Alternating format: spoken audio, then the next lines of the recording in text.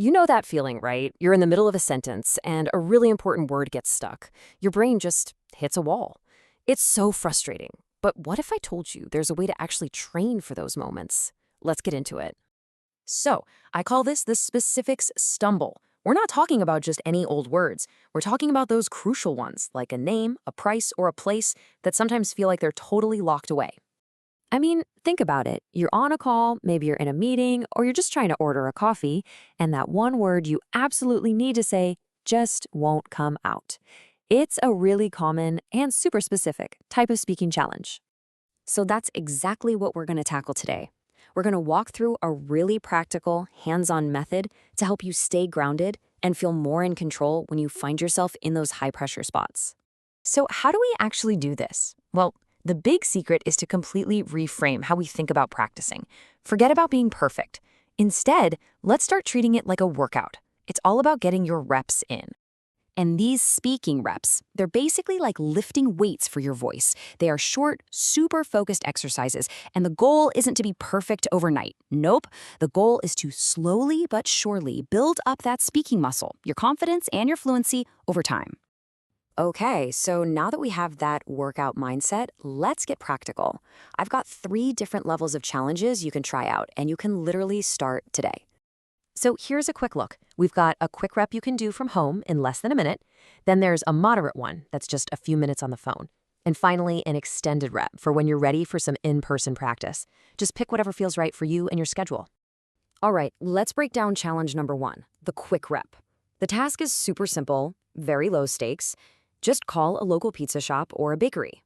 Your goal here is to practice words with those tricky initial sounds, like the P in pepperoni pizza.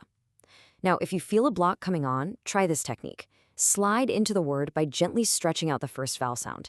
It's a really subtle way to ease into it. Feeling ready for a little step up? Let's check out the moderate rep. For this one, you'll call a bank and ask about getting a document notarized. See, the goal has shifted a bit. It's not just about saying a word anymore. It's about processing information that has a few steps. And a great technique here is to practice active listening by repeating the info back. Saying something like, okay, so just to be sure, is an amazing tool to help you stay present and in control of the conversation.